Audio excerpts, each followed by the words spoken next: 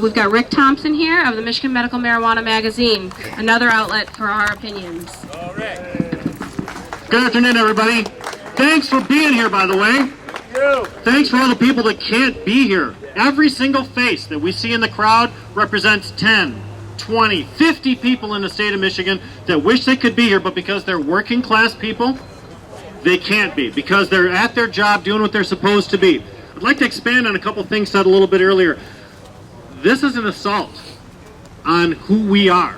This is an assault against the working class. You'll notice, right? None of the people that are slammed up on any of these concerns are $100,000 a year earners. They're not $1 million a year earners. We know those people medicate. We know for a fact those people medicate. But we never see them in the papers because they're protected. It's an economic war against those of us who are unfortunately of an income level where we can't afford high quality legal representation. So we're easy targets, right? Everybody feel like an easy target out there? Like when you leave here, like maybe someone's written down your license plate number and you're going to be followed. We feel that way? Yeah. That's right. When you leave places, sometimes you're concerned about that. Take a look at all the people up there. Let's wave to them. Hi, everybody. We're just regular people, just normal folks. We vote in elections. Remember that. We'll see you in November. I know Charmy made mention of Lapeer County. Maybe some of you don't know exactly what's going on up there, so let me give you a little insight. I live up there. You live up there? Yeah. Excellent. Thanks for making the drive, because I know it's not easy for us to come from distance. To come see the Nazis anyway. That's great. We'll give you a chance next week to get another opportunity to talk about these guys. Yes. Lapeer County and Dryden has a wonderful little village there. They welcomed our medical marijuana certification center, our location there, with open arms. All of a sudden, the prosecutor and the sheriff from Lapeer County decided, you know, we're not going to let those people make their own decisions. We're not going to let them change things. We want everybody to be afraid, right? We don't want North Branch and Lapeer and all the other communities in that county to think they can do the same thing too. So let's come in with our jackboots and our ski masks. Let's make some problems. Well, it turns out they tried really, really hard to get in there. They tried really, really hard to make an illegal purchase. Couldn't do it. Couldn't do it, not even with forged documents like the Oakland County guys did. So they decided they were going to charge them on a patient-to-patient issue. They were going to say, philosophically, I don't think you have a right to exist. I don't think that you can do what you do the way that you do it, and I'm going to shut you down just to prove that I'm right. Now, this is not the only place that's happened. The patient-to-patient argument is a linchpin to everything that we do here. To everybody that stands here and protests us, the patient-to-patient argument is what allows us to have compassion clubs without fear of being oppressed, of being jailed up, slammed up. That's what allows us to gather in communities, in groups, in order to do the things that we do. Right now, in Lansing, there's a meeting going on between the Prosecuting Attorneys Association and the Michigan State Police on the subject of patient-to-patient transfer. While we are here protesting arrests, another group of cannabis activists is out there working on your behalf, trying to make sure that things are done the correct way. Let's give some applause to the people that aren't here. Right? Let's show some support for the people that aren't out here in the cold. They're in a much worse place, guys. Who wants to be in a room with a bunch of prosecutors and cops? Not me. Just to let you know, that's not my idea of a good weekend, all right? But they're out there doing it anyway. Cops need pot. Cops need pot. I think that would be a little bit more calm, wouldn't they? That's right. Well, their idea of freeing the weed is free it from your hand and putting it into their hands. That's the wrong way of free the weed. Cops got pot. Cops got, well, they got all ours, don't they? That's right. Cops got plenty of access to guns, plenty of access to medication, plenty of access to funds. Adam made a great point, didn't he? If you want to arrest me, what do you got to do? Drop a dime. Call me. Call me. When you do a little surveillance on a home and you see that there's children's bicycles in the front yard, why do you want to kick the door in? You know there's kids inside. There's no need for that. Lisa Prell's a great example of this. This is another cannabis warrior that's been slammed up by the police, had flashbangs thrown into her home while her young children were there in the basement. Talk about ear damage at a time when you're most developmentally vulnerable, right? Our children need the greatest amount of protection. We're adults. We're tough enough to take it. Renee's tough enough to take it. She's out here in the cold, but our kids, they should never have to be subject to this. Never. So when children are involved, there should be a separate set of rules. There should be a separate standard of conduct for the police officers when children are involved. But That's right. Let's talk about Mike Cox for a second. You think those people know who Mike Cox is? I think they know who Mike Cox is. We know who he is too, don't we? What do we think about Mike Cox? He sucks! All right, let's change your mind just a little teeny bit. He's not a great guy, but he did say something this last week that makes a big deal of difference to all of us.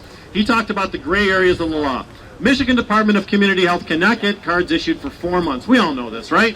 Some of us waited even longer than 4 months. Anybody wait longer than 4 months? Raise your hand. A lot of hands go up, right? They asked to be able to outsource that.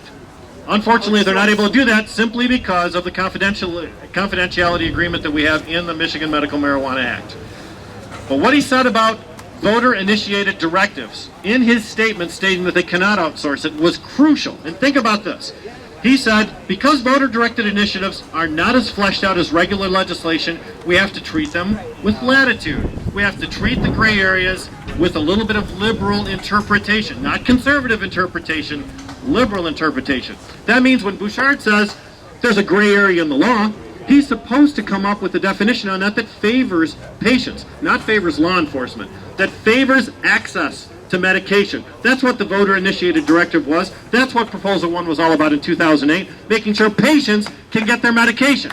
So when there's a discrepancy between what they believe and what we believe, the Attorney General of the state of Michigan says, side with the patients.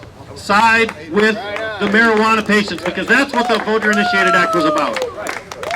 When you have an opportunity to influence somebody, or to have someone as influential as Mike Cox make a statement, even though he didn't intend to, that supports our purpose, we got to take advantage of that. What did you say again? I was blinking. What did you say? You were blinking, no problem. What Mike Cox said was, whenever there's a voter-directed initiative, you have to look at that and treat it with liberal justice. You cannot expect that it's going to be as fleshed out as it would be if it went through the legislative process. So there will be gray areas. And when those gray areas present themselves, you have to side with the intent of the law. What was the intent of the law, people? For Patient access, right? Patient access was the intent of the law. Where there is a discrepancy, side with patient access. Side with giving the patients what they need, what the voters said they wanted, not with what law enforcement thinks they need, not with what law enforcement feels comfortable with, or what is convenient for them, because their convenience has turned out to be a huge amount of inconvenience for us. Isn't that true?